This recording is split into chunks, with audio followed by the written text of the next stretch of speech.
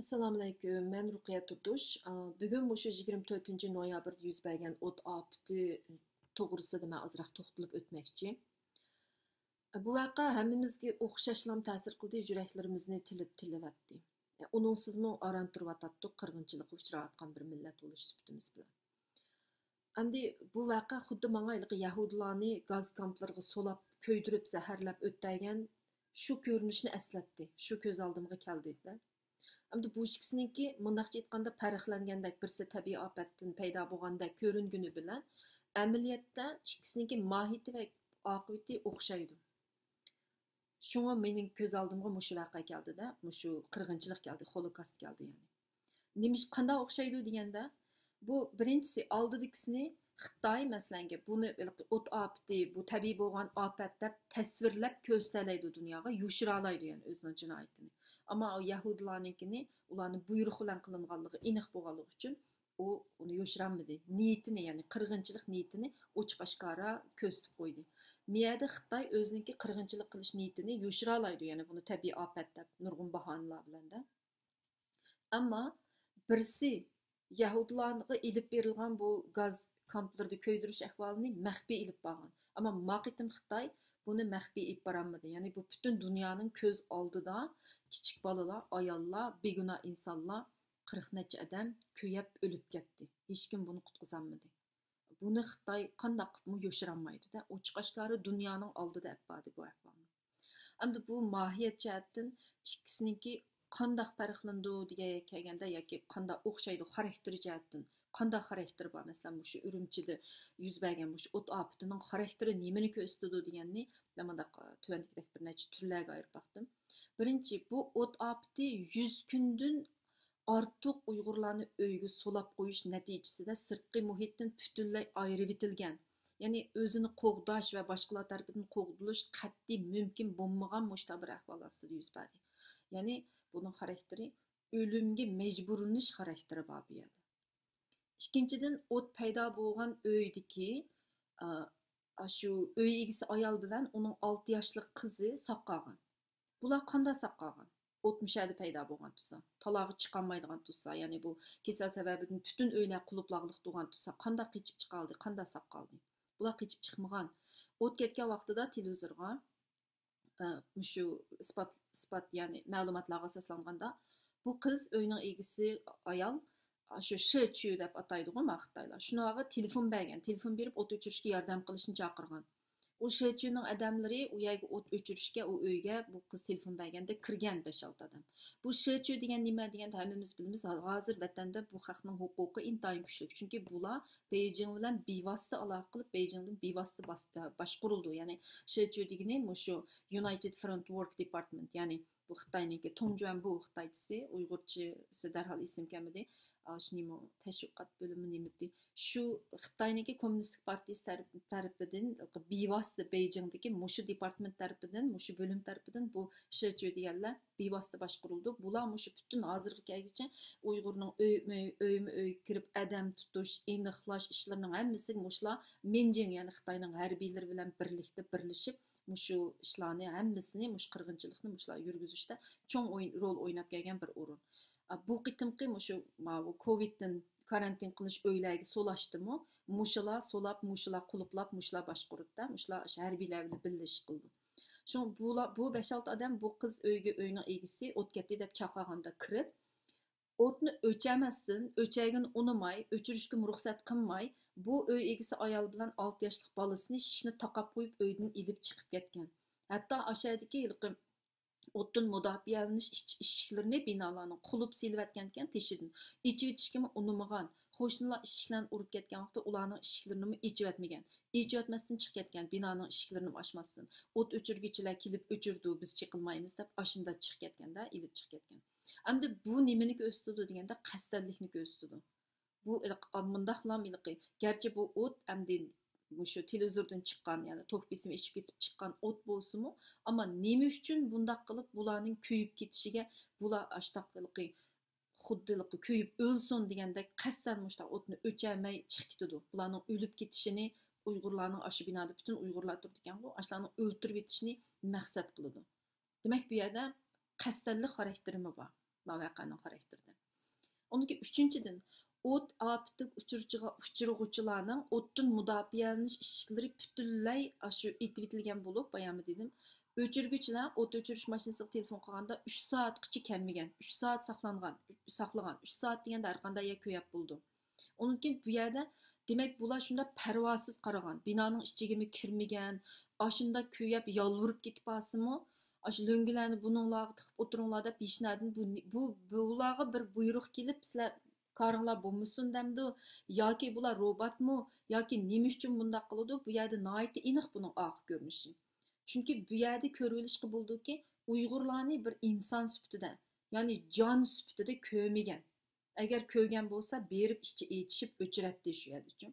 Buningga vayron bo'lishiga, Uyg'urlarning o'lib ko'yishiga chiday olgan. Demek Uyg'urlarni bir narsa sifatida, narsalashtirib atganda, shunga bu yerda masalan narsalarni o'ltirish, vayron qilib o'tish osongo inson qaraganda.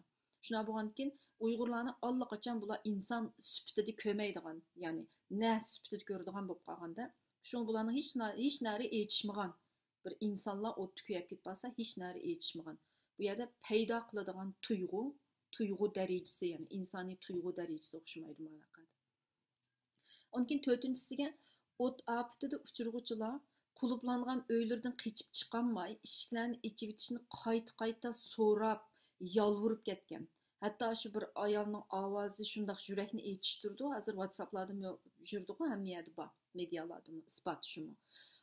İki balam isning ichida qop-qora isning ichida kuyib ketdi, qop-qora is ikki balamni yeb ketdi. Nemishki o't o'chirishdan mudofialanish ishiklarini ichib etmaysizlar, nemishki quluplab qo'ysizlar. Biz qechib chiqolmadik, ishiklarni ocholmadik, bolalarimni yotoq uyga qochirib akirib oldim. O't bu uygimi tutishyotdi, qutqizib olinglar deb ashta vaqirgan ovozlar bor. Mushunda ahvol ostidimi berib ularni qutqazmagan. Nima uchun bu nimani ko'rsatadi deganda, bu hokimiyat bilan bu yerda xalqning chorasizligi o'tirsidiki, bir kuch selishtirmasini ko'rsatdi. Chunki xalqmi u yerga berib shuni qutqazolmagan, chiqolmagan, amalsiz qolgan nurg'un odamlar uylardan chiqolmaganlar. Agar hamma xalq uylardan chiqa olgan bo'lsa, xalq berib qutqazatdi ularni. Bu yerda hokimiyat bilan xalqning o'tirisiga kuch selishtirmasi chiqib turadi. Endi nima uchun bunday bo'ladi deganda, buning javobi birla. Chunki ular Uyg'urlar Xitoy fuqarosi emas. Xitoy hukumati hech qachon Uyg'urlarni bir inson qatorida ko'rmagan. Xitoy hukumati uchun Uyg'urlar hozir insonmi emas. Undaq bo'lgan bo'lsa, ko'z oldida narsida bolalarning, begunoh insonlarning kuyib o'lib ketishiga ashta qarab turmagan, xuddi tomosha ko'rgandek ish qilmagan bo'ladi deb Xitoy hukumati. Ammo ular bu qitimqi o't afətida ochiq oshkor holda isbotlari bilan butun dunyoga o'zlarining shu inson qilipidan chiqqan jinoyatini oshkorladilar. Burun ular Uyg'urlarga qilgan bütün jinoyatlarini u qalpoqni kiygizib, bu qalpoqni kiygizib pardazlayalaydi. Bu qitim dunyoning ko'zining oldida bo'ldi bu ahvol. Yo'shranmadi Xitoy. Endi kelayli.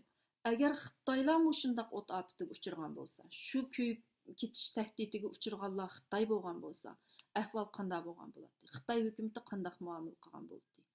Buningga bir nim deyish qiyin, bir nim degan bo'lmaydi. Balkim bizga o'xshamagan muomala qilish mumkin yoki o'xshash muomala qilish mumkin. Demak, bu qitimqi o't afati qirg'inchilikning bir parchasi. Chunki qirg'inchilik yuz berganda qirilayotgan millat naslashtirib yetadi. Naslashtirib yetilgandan keyin tuyg'u bo'lmaydi qirayotganlarda. Ularning o'lib ketishiga, birning bo'lishiga hech qanday ish chaqirtish bo'lmaydi. Ya'ni bu inson sifatida ko'rmaydi-da. Shundoq bo'lganligi uchun bu osonla o'ltira oladi, osonla qirg'in qila oladi. Ya'ni qirg'inchilikdagi niyat, shu qirg'inchilikning 10 bosqichi deb bor-ku, George Stantonning yozgan Genocide Watchdagi. Shuningki, shu 10 bosqichning birisida naslashtirib etish insonlarni dehumanize deydi, naslashtirib etish. Shu naslashtirib etish tufaylidan bular kuyib ketayotgandimi, hech qanday bir tuyg'u paydo bo'lmagan bu Xitoy hukumatining, CCP'ning, yani Kommunistik partiyaning odamlarida Xitoy hukumatiga vakillik qiluvchilar. Shunaq bo'lganligi uchun osonlar turmalardami qiyin qistoqqa ilib, necha million Uyg'urni shu o'lim lagerlarida o'ttiryapti. Uyg'ur ayollarini qisirlashtirib, nopusimizni 2017 dan boshlab iğir derecede düşürüvetti. Yani bunun planı Uygurlarning nüfus ko'payish nisbatini nolga tushiramiz degan plan bilan menyapti. Mana shu taqib keldi. Kichik bolalarimizni uylardan akitib, oilalarni, ota-onalarni bir-biridan ayirib, qulluq emgakka tutib berdi. Bolalarimizni vayron qilyapti, oilalarni vayron qilyapti. Shu chog'larda, masalan, bir Xitoy yoki bo'lmasa mushu bugun chiqqan 40 necha maktabniki, oliy maktabniki Xitoy o'quvchilari nima uchun chiqmadi? Nima uchun sukut qildi? Endi bugun ular agar haqiqiy vatanparvar bo'lsa, nimishga chiqmadi? Endi bugun bular chiqibdi. Uyg'urlarning aşı Urumchida o'lgan Uyg'urlarga hissdoshlik bildirib chiqdi. Bulardagi hissdoshlik tuyg'usi shu chog'larda nega ketgan? Nima uchun bular chiqmadi? Buni men bundaq bir tuvandagidek tahlil qilib baqdim. Buningda bir necha turli sabab bo'lishi mumkin. Mening bu tuvanda demoqchi bo'lgan sabablarimning balki hammasi bo'lishi mumkin, balki bir qismi bo'lishi mumkin, balki bir qismi to'g'ri sabab bo'lishi mumkin yoki hammasi bo'lmasligi mumkin. Birinchidan, o't ofati tabiiy ofat masalasi. Buni ular Sharq Turkiston masalasidan, Uyg'urlarga qirg'inchilik qilish masalasidan ayirib ko'tirib chiqib, dunyoga mana qarab biz Xitoylarni insonparvar, yani öyde solunup o'tirgan Uyg'urlarning bolalari ko'yib, o'lib ketayotganda, gerçi ular bizning millatimiz bo'lmasin, buning bilan aloqasi yo'q. Biz inson bo'lganligimiz uchun chidamasdan ko'chaga chiqdik. Bizdami vijdon degan narsa bor, degan narsani ko'rsatdi bular. Bu mesajni berdi-da, bu bir qism mana shu yosh Xitoy o'quvchilar.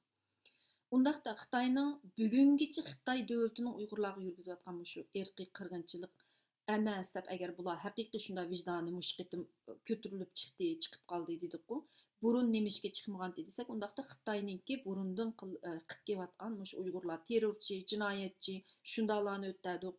Biz boshqa Uyg'urlarga hech nima qilmadik degan mundaq ta'tir tashviqotlari balkim bularning beshini jug'an, balkim bular shuni qo'llagan, balkim buni shular to'g'ri deb qaragan menimcha.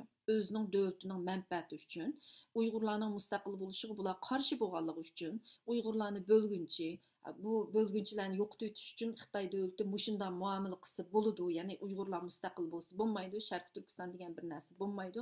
Chunki bu zamindan butun boylik bizga keladi. Davlatimizning manfaati uchun bular qurbon, bular o'ltirilsa bo'ladi. Bunun qurban berish kerak, buning hissiyotimizni aralashtirmaylik deb munda o'ylagan bo'lishi mumkin. Undasi bularninki mushu Xitoyning tashviqoti bularga ishga yaradi, beshi yulib ketdi desak bo'ldi. Endi maqitim uydagi bu bolalar ko'yib ketganda bu Xitoy bularni unda tasvirlayolmaydi, terrorist, bu jinoyatchi, u bu deyilmadi. Xitoyning bu beshini yulishiga vaqtmi bo'lmadi. Shuna bo'lgankin bular işte chiqib qoldi desak bo'ldi. Bu balki birinchi sabab. To'g'rimi, qanchalik darajada to'g'ri buni bilmaymiz, faqat balki mushtaq bo'lishi mumkin degan bir sabab. Endi yana bir sabab, Xitoy davlatiga Xitoylar nol Covid siyosatiga qarshi chiqdi. O'zlarining manfaati uchun, o'zlarining iqtisodi qattiq tushib ketganligi uchun g'arb bularni iqtisoddan qisdi, g'arb davlatlari. Qisqandagi iqtisodi qattiq tushdi. Buning iqtisodimizning tushishiga mushunda kasal sababidan qamilib vayron bo'lib ketadigan o'xshaydi Xitoy davlati. Buning butunlay kommunistik partiyasi mas'ul bo'lish kerak deb mushta chiqdi. Mavi Urumchida bo'lgan o't ofati buningga bir saranga bo'lib qoldi. Bular shu ko'chaga chiqolmay turgandan bu bir bahona bo'ldi. Buni ko'targan bo'liblar chiqdi-da endi. Menchi bu mushu sabab balki tarozida bakrak ig'ir turamdikan deb o'ylayman. Uchinchidan, Shanxaydagi namoyishda Urumchidagi o't ko'yganlarga ta'ziya bildirish bilan Urumchi ko'chasi degan ko'chaga yig'ildi va lekin namoyish keyin xarakteri o'zgarib bu namoyish bo'lmay boshqa ta'ziya deb chiqqani bilan bular namoyish deb chiqmadi-ku, ta'ziya deb chiqdi necha o'quvchi. Balkim Xitoyning ichida shunday bir vijdoni bor, ya'ni ona insonlik tuyg'usi bor, mushunda insonlarni o't ko'yib ketib qolganiga chidolmaydigan Xitoylarmi bor deyishga to'g'ri keldi. Shunda Xitoy o'quvchilar bu yosh Xitoylarda. Endi ular shu ta'ziya bildiramiz degan narsa bilan chiqdi, ammo keyin bu yerga adam to'plangandan keyin boshqa Xitoylarmi buningdan yurak ilib, u yerga jiqroq adam to'planib, yurigi cho'ng'ib, bu o'zlarining da'di bo'lgandan keyin o'zlarining da'dini ko'tiriblar, bu namoyish o'zgartiryapti deyishga bo'ldi. Ya'ni o'zlariniki shu kasal tufaylidan qamab qo'yilgan iqtisodining tushgan nurg'un vayronchiliklari o'zlariniki mush narsalarni Uyg'urlar bilan bu yerda taqdirdosh bo'lib qolgandakchi bog'lab, bundaq nurg'un adam chiqib ketdi desak, mushu bir sabab bo'lishi mumkin. Ama bu sabab asas sebepmi yoki muşta sebepmi bormi, buni bilmaymiz. Bu mu belki bir sebep.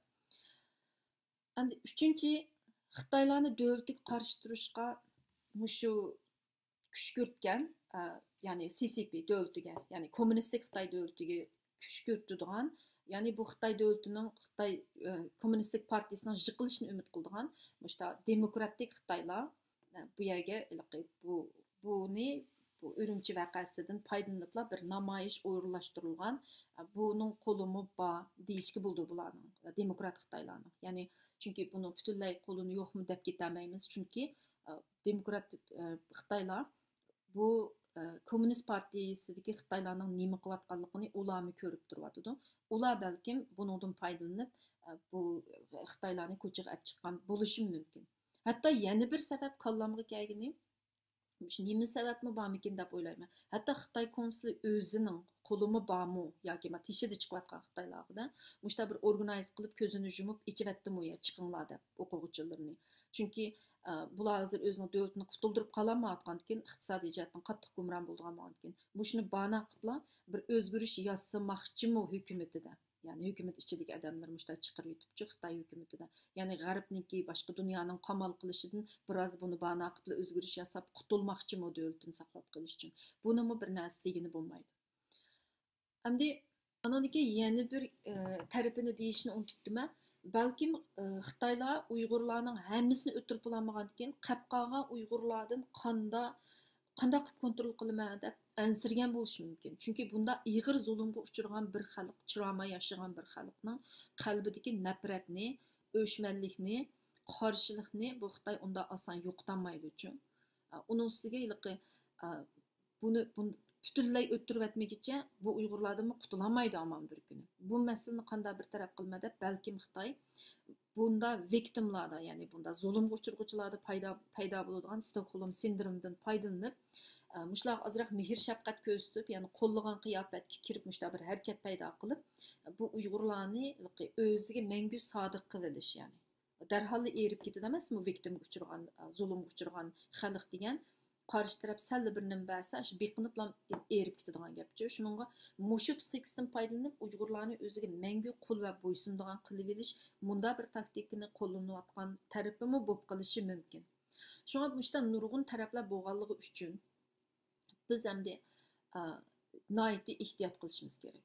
Yana bir tarafdan shu chet eldagi Xitoylarning Urumchi o't ofatidan foydalanib, Urumchi o't ofatini ko'tarib shu shamlarni yiqib bizga hissdoshlik qilib chiqishi balkim ularningki xalqarodagi o'zining yuz obro'yini qo'g'dash uchun bo'lishi mumkin. Ya'ni ular bir inson bo'lgankin, bu yerda qanday yuzimizni ko'tarib yashaymiz, inson emasdek deb bu demokratik Xitoylar o'zlarining yuz obro'yini, qimmat qarashini qo'g'dash uchun chiqqan bo'lishi mumkin. Hamda agar bular samimiy bo'lsa, harakatini davomlashtirib Xitoyning yemirilishida muhim rol o'ynashi mumkin. Agar shunday bo'lib qolsa, biz qayerdan o'rin olamiz bu harakatning naridan, ya'ni Sharq Turkiston masalasi, Uyg'urlar bu harakatning qayerdan o'rin olishi va qanday foydalanish kerak degan savol tug'iladi. Demak, bu qitim Xitoylar biz bilan faqat yuqum masalasida taqdirlash bo'ldi. Menimcha qanday foydalanamiz deganda yana nurg'un narsalarni o'ylashga to'g'ri keldi. Bu taqdirdoshlikni bog'laydigan jip uchi nihoyatda ojiz. Chunki Xitoy harakati mushu masalaning hal bo'lishi bilan jimiqib qilishi mumkin. Chunki o'zlarining Covid masalasi bilan jimiqib qilishi mumkin agar hal qilib bersa yoki bostirib bersa. Ammo Uyg'urlar uchun undaq emas. Bizning masalamiz unda oson hal bo'ladigan masala emas. Demokratik Xitoylar Hong Kongda g'alaba qilolmadi. Chunki yosh Xitoylarningki mustaqillik masalasini aqir Xitoylari qo'llamadi. Shunga Xitoy osonlik ularni bostirib etdi, shunday ching turgan bo'lsin. Ammo agar bu qitimqi o't ofati orqali ko'tarilgan Xitoyning harakati haqiqatan zo'r yo'q, Xitoy Kommunistik partiyasini taxtdan tushirishga qarab mangadigan bo'lsa, biz cho'qim buningdan qanday foydalanishni yaxshi o'ylashimiz kerak. Buning uchun biz birinchidan oldi bilan vaziyatning taraqqiyotini kuzatishimiz. Ya'ni darhol Xitoylarga qitilib, ularningki cho'ng jongu harakatining bir qismi bo'lib qolishdan qat'iy saqlanishimiz lozim. Sharq Turkiston masalasini buningda Xitoy Kommunistik partiyasiningki o'rish masalasining faqatla shu Xitoy Kommunistik Partiyasini o'rish, Shi Jinpingni taxtdan tushirish masalasining bir qismi qilib qo'ymasligimiz kerak. Ikkinchi, vaziyatning taraqqiyotini kuzatish bilan birga har xil senaryolarni oldin o'ttirib qo'yib, buning uchun plan tuzib, hozirlik harakatiga o'tish kerak. Ya'ni tashkilot boshliqlari maxfiy yig'inlarni, yipiq yig'inlarni ichib, oldin ala ajendalarni, planlarni qaysi senaryoda qanday harakat etib berishni cho'qim yaxshi planlash kerak. Uchinchi, Xitoylarni shu davlatga qarshi biz texmo davlatga qarshi, ya'ni Xitoy Kommunistik Partiyasini o'rgatishga qarshi qattiq kuch kiritish harakatlarini olib borishimiz kerak. Mana bu bizning qila oladigan ishimiz. Buni cho'qim qilishimiz kerak. Ya'ni bunda qilganda, voy Xitoy sizlar cho'qim qilinglar, bunda o'rgatinglar deb gap qilish, vaqirab qo'yishlar bilan biz sizlarni qo'llaymiz deb qo'yishlar bilan bu undaq oson bo'lmaydi. Bularni cho'qim paketlar bilan to'xtamay shu sosyal medialarda bu Xitoy hokimiyatiningki bularni qandaq kunga qo'ydiganligini, ya'ni dunyoga xo'ja bo'laman deydigan davlatini qandaq qilib vayron qildiganligini tushuntirib, bularga to'xtamasdan bularni kuch kiritish kerak mencha. Andan keyin to'rtinchi, agar ular bizni hamkorlashishga chaqirsa, agar shu harakat olib berayotgan Xitoylarda, Xitoy hukumatiga qarshi harakat olib berayotgan Xitoylar bizni hamkorlashishga chaqirsa, qitilib ularning hokimiyatini o'rishda rol o'ynash lozim. Ya'ni chetda turib bizning ishimiz emas, bu biz bilan munosabatsiz deb chetda qolmasdan Xitoyning hokimiyatini o'rishda bizim rol o'ynashimiz kerak. Bu tarixda shunday bo'lgan, ammo oxirida yaxshi o'ynayolmagan Uyg'urlar. Shunga shunda rol o'ynash kerak, ammo cho'qim prinsipimizda, mustaqillik qizil chizig'imizda, bayrog'imizda ching turish kerak. O'z vaqtida ikkinchi qitimliq jumhuriyatimizning shu vaqtli hukumat deb atilib qilishi va 11 bitimga qo'l qo'yishidek ishlar unutilib qolmasligi kerak. Ya'ni bu qitimmi bu narsa takrorlanib qolsa bo'lmaydi. Shundoq odamlarning o'ttirg'i chiqib tarixni qayta takrorlashidan xalq intayin sezgurlik bilan hazar aylish kerak va bundoq odamlarni qo'llamasligi, supurib tashlashi kerak. Yani Uyg'urga vakil bo'laman deb chiqib oladigan mushtaq odamlardan pek ehtiyot qilish kerak. Bizni qo'llaydigan ba'zi kuchlar Xitoyni ojizlashtirish va demokratiyaga kirish maqsadiga yatsili bo'ldi va shunday o'ylashi mumkin. Ularning mustaqilligi, Uyg'urning mustaqilligi bilan mening nima ishim, menga nima manfaat keldi deb mundaq o'ylash mumkin. Shunga bu Uyg'urlarning mustaqilligi bilan nima ishim deydiganlarga ularning Xitoyni demokratiyaga akirishdagi Xitoy xalqining kuchiga tayinish jarayonida qurgan planlarining biz qurbon bo'lib ketsak bo'lmaydi bu yerda. Endi shu davlatlarning sizgan sizg'i bo'yicha menib qurbon bo'lib ketsak bo'lmaydi. Aksincha biz ularning mushu planlarida agar shunday bir plan bo'lsa, menchi bu qitim harakatda G'arbning qo'li yo'q deb o'ylayman. Agar shunday bir plan bo'lgan bo'lsa, biz mushta planda cho'qim bu masalada Sharq Turkiston masalasininki geostrategik va ularga berilgan iqtisodiy va geostrategik manfaatlarini yaxshi tushuntirib, o'zimizning o'rnini tiklishimiz kerak bu yerda. Ya'ni mustaqillik o'rnimizni oldin ola cho'qim o'zgarmas qilib tiklishimiz kerak. Bunday masalada biz hargizmi, ya'ni boshqalar bizdan nimani talab qiladi degan narsani biz nimani talab qilamiz, biz nimaga yetmoqchi degan savol bilan o'xshash o'ringa qo'yib, boshqalar bizdan nimani talab qiladi degan narsaning ichidan, ya'ni boshqalar bizdan nimani talab qildi degan narsadan biz nimani talab qilamiz deganni izlamasligimiz kerak. Chunki boshqalarning bizga bera oladiganini bizning orzu qilayotganimizdan cho'ng emas. Bizning orzu qilayotganimiz boshqalarning bizga bera oladiganidan cho'ng. Boshqalar bizga hamma nimani berolmaydi chunki. Shunga biz erishmoqchi bo'lgan hamma nimani boshqalar berolmaganlikdan diplomatiyada boshqalarning sizga bera oladiganini o'zingizning eng yuksak orzusi qilsangiz, ko'zni boshqalarning qo'liga tutqizib qo'ygan bo'lasiz. Ya'ni siz qarshi tarafning qo'lidagi sizga bera oladigan ko'z bilanla taqdiringizni cheklab qo'ysiz. Shunga biz cho'qim biz nimaga erishmoqchi degan narsa bilan boshqalar bizga nimani bera oladi degan narsani farqlantirib muomala qilishimiz kerak va bu ishda intayin sagak bo'lishimiz kerak. Endi mening shunchalik bir tahlil qilib baqdim o'z tushuncham bo'yicha. bu to'g'rida cho'qim yana jiq tahlillar, nurg'un fikrdoshlar yoki qarshi fikrdagilar chiqishi mumkin. Hammamiz o'z oldimizga tahlillarni yurgizib boqsak bo'ladi. Rahmat, hammalarning shu vaqti xayrli bo'lsin.